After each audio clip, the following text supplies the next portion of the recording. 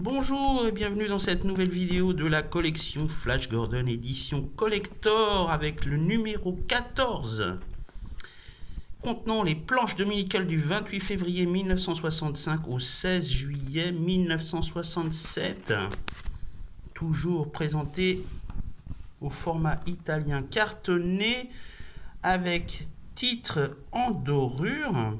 Voilà. Toujours la frange de collection. Voilà, et au dos, ça ne change pas. Une présentation de la collection est vendue toujours au même prix, soit la somme de 13,99 € chez les marchands de journaux.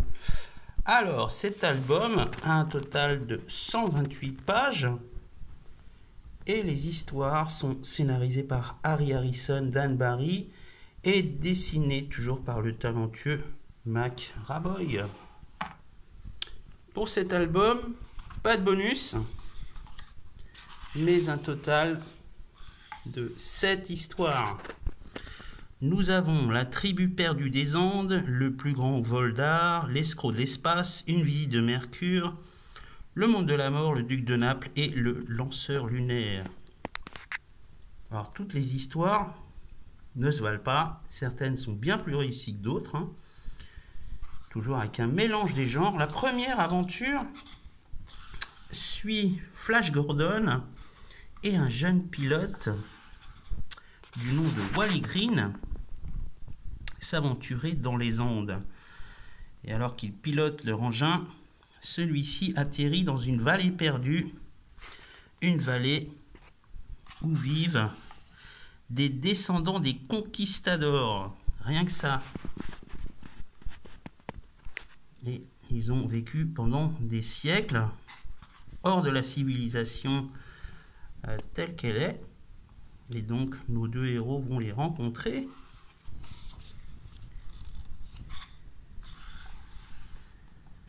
Et ils vont avoir du mal à sortir de cette vallée qui reste encore dans l'obscurantisme, puisque les conquistadors les prennent pour carrément des sorciers, hein. Voilà. Et grâce à l'aide d'un des habitants de cette vallée, Don Carlo, il va devenir ami avec Flash Gordon et Wally Green. Wally Green, quant à lui, va tomber amoureux de sa fille. Beaucoup de péripéties. Ils vont même passer carrément en jugement pour sorcellerie.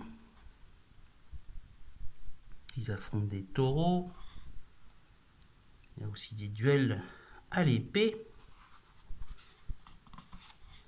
Une histoire riche en couleurs, très spectaculaire. Et ma foi, quand même très très bien dessinée.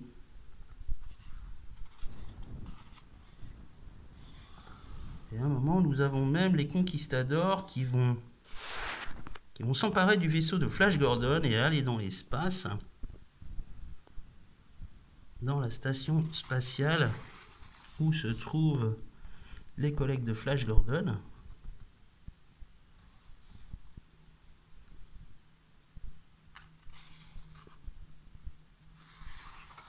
On peut remarquer le travail d'ancrage. Qualité des couleurs aussi. On voit le trait, c'est extrêmement fin, extrêmement détaillé de Mac Raboy. On peut voir l'évolution depuis les années 50 jusqu'aux années 60. Voilà, tout va bien se finir. Et le jeune Wally va épouser la fille de Don Pedro. Voilà, ça c'est pour la première histoire. La deuxième histoire est un peu bizarre. On assiste au vol de la statue de Michel-Ange par un étrange milliardaire qui vit dans une station dans l'espace. Et Flash Gordon va donc enquêter sur ce vol. Et cet homme s'appelle le baron Borgaz. qui a d'ailleurs une charmante jeune fille, une jolie blonde. Et en fait, Flash Gordon va aller sur le satellite du baron Borgaz. Il va l'affronter. Et bien sûr, il va retrouver la statue pour la ramener sur Terre. Comme je vous le disais, hein, les histoires ne se valent pas. Certaines sont quand même assez alambiquées.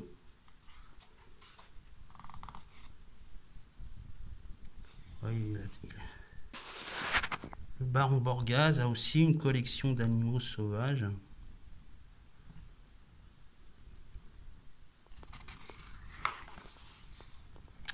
Et malgré le fait que la patrouille spatiale vienne en aide à Flash Gordon, Borgaz va carrément utiliser sa fille comme bouclier pour s'en sortir. Eh ouais. Flash Gordon, bien sûr, est là. Et il la sauvera. Voilà. Ensuite, nous avons une autre histoire. Celle-ci avec un escroc du nom de Merlin. Merlin avec un Y. Qui est un escroc et un voleur. Et Flash Gordon passe l'aventure à le poursuivre. Ce dernier changeant d'identité à volonté.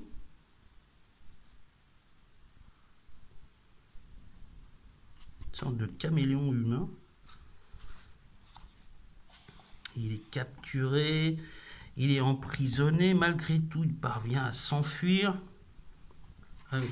Flash Gordon a du mal avec ce criminel. Et grâce à un subterfuge, en fait,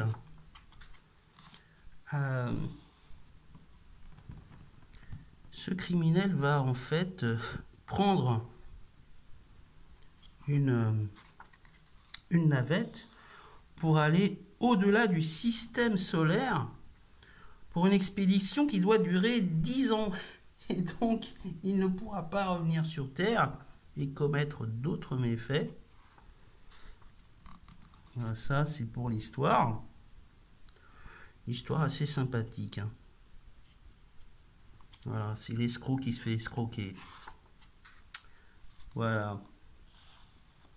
Ensuite, nous avons une autre histoire. Là, une autre histoire qui se passe en Italie, près du mont Vésuve. Et en fait, au départ, c'est anodin. On voit un paysan qui voit une créature de feu. Et Flash Gordon et le professeur Zarkov, à ce moment précis, font des expériences sur une feuille qui s'appelle l'impervium. En fait, l'impervium est une substance qui permet de résister au feu. Et ils se disent que là, c'est une bonne idée pour justement expérimenter leur combinaison. Et ils vont aller dans le Vésuve carrément pour voir s'il existe effectivement des créatures de feu. Et effectivement, il y a des créatures de feu, des créatures qui viennent de la planète Mercure.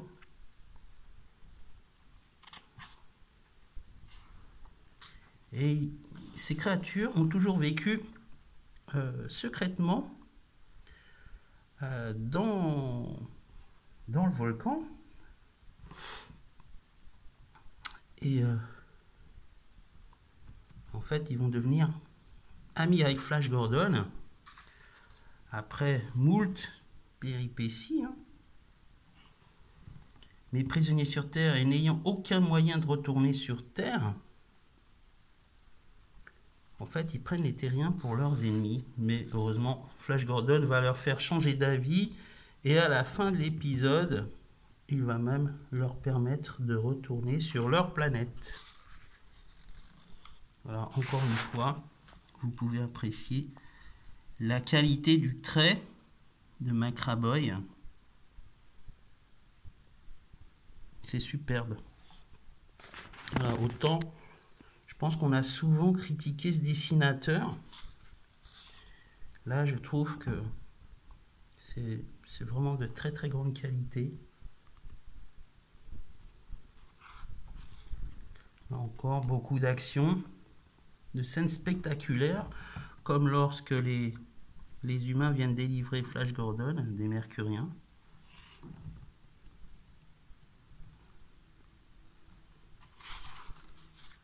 C'est une des histoires les plus intéressantes, je trouve, hein, personnellement. Voilà. Ensuite, nous avons une histoire. Là encore, je trouve que l'histoire est vraiment très très réussie. Ça se passe sur la planète de la mort. Alors, pourquoi c'est la planète de la mort? Parce qu'on a une expédition dont tous les membres ont disparu. Et donc, Flash Gordon est envoyé avec une équipe pour enquêter. L'équipe est dirigée par cet homme qui s'appelle Singh, qui est rejoint d'ailleurs par sa fille, qui est une exobiologiste. Et autant, parfois, les femmes ont des rôles mineurs dans les histoires, cette fois-ci, elle va avoir au contraire un rôle majeur, puisque c'est grâce à elle que Flash Gordon va sauver la situation. Voilà.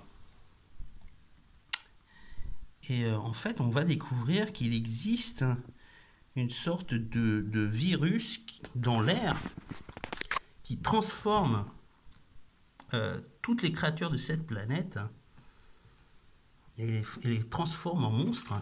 Idem pour les humains qui reviennent à l'état primitif. Ça, c'est une de mes histoires préférées. Je trouve qu'elle est vraiment très très réussie. Il y a beaucoup de suspense. Elle est bien amenée, c'est très très bien dessiné. Pour moi, c'est une des meilleures histoires que j'ai pu lire de la période Macraboy. Voilà. Et au final, on le voit, hein, il se transforme. Et ça rappelle beaucoup, je trouve. Alors forcément, là on est quelle année? On est en 1966. 1966, ce qu'il faut savoir, c'est qu'à la télévision, vous avez des séries de science-fiction pour toute la famille créées par Irwin Allen. Irwin Allen, c'est le producteur des séries de science-fiction dans les années 60. Il avait produit notamment la série Perdu dans l'espace, Voyage au fond des mers, Au cœur du temps. Ça, c'était pour les années 60. Et vers la fin des années 60, Au pays des géants. Des histoires, à chaque fois avec un concept, parfois un peu ridicule, mais qui plaisait au public. Et en fait, cette tendance se suit dans les comics et surtout là, dans les comic strips. Flash Gordon, voilà, adopte ce genre d'histoire. Alors on peut aimer, on peut détester, hein, mais c'est très très divertissant. Voilà, il y a toutes sortes de créatures. Voilà.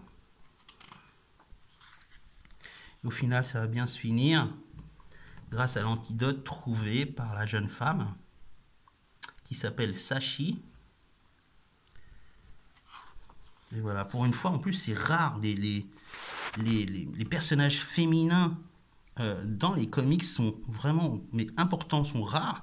Là, vraiment, pour le coup, on voit qu'il y a vraiment une évolution par rapport aux premiers comics d'Alex Raymond, où la femme était vraiment la jeune femme en détresse. Là, ce n'est plus le cas.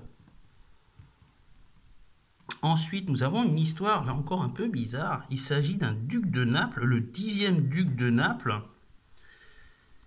qui reprend possession de son satellite où a été reconstruit le château de son ancêtre. Et en fait, cet homme fait venir des esclaves de la planète Terre pour, recréer son royaume, son fief.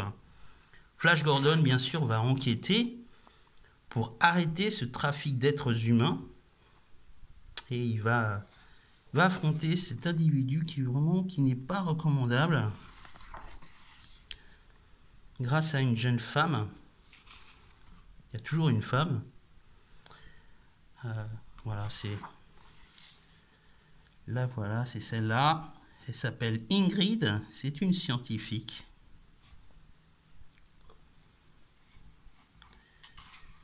Et elle va être prisonnière du duc, celui-ci ayant des vues sur la jeune femme. Hein. Il est fou d'elle. Il va faire de Flash Gordon l'entraîneur de ses gladiateurs, parce qu'il aime bien aussi des spectacles. Mais pour l'obliger à travailler pour lui, il va capturer Dale Arden. Cette dernière va être utilisée comme esclave aussi, personnelle. Je vous l'ai dit, hein, parfois c'est vraiment des scénarios assez farfelus, hein, mais qui en comics, ça passe. En film, je ne sais pas, ça aurait fait, je pense, des navets ou des nanars, au choix.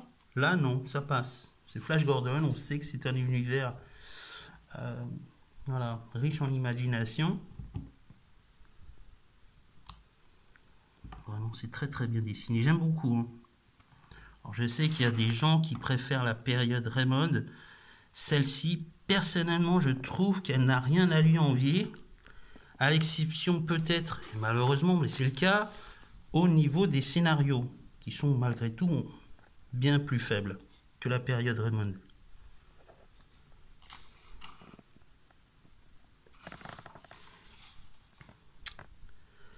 Voilà, au final, ça va bien se finir. Et voilà, vous avez les terriens qui viennent délivrer Flash Gordon et capturer le duc de Naples. Alors pour la dernière histoire, là nous avons en fait une rampe de lancement spéciale qui a été créée pour envoyer un vaisseau sur Pluton. Et Flash Gordon participe à l'élaboration de cette lampe de lancement, un peu spéciale, avec toutes sortes de personnages en couleur. Nous avons une femme scientifique d'origine française, la voilà, Mimi Duclos. Nous avons aussi Pancho, l'un des hommes qui travaille dans le chantier. Et celui-ci, alors celui-ci, il est abominable. Et il s'appelle, comment il s'appelle celui-ci? J'ai oublié son nom. Ledge, il s'appelle Ledge. Et en fait, Ledge va tomber amoureux de Mimi, il va devenir jaloux de Pancho. Et au final, il va appeler la police spatiale parce qu'il a un doute sur son identité. En fait, il avait commis une attaque à main armée dans le Texas et nous avons un ranger qui vient sur la Lune pour l'arrêter. Mais heureusement, tout va bien se finir. Ils vont finir la rampe de lancement malgré quelques problèmes techniques.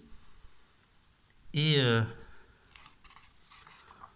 Pancho va pouvoir suivre Flash Gordon dans le vaisseau pour aller en mission de sauvetage sur Pluton. Voilà. Comme je vous ai dit, hein, là encore, très très belle qualité d'impression. Un grand bravo à Shed quand même pour la qualité d'impression. Très très réussi pour cet album. Voilà.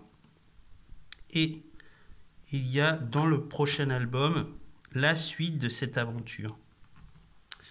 Voilà pour ce qui est de ce 14e tome. Franchement, très très belle réussite. Et magnifique album. Voilà, pour un total de 128 pages. Quant à moi, je vous dis à bientôt pour une prochaine vidéo de cette collection. Au revoir.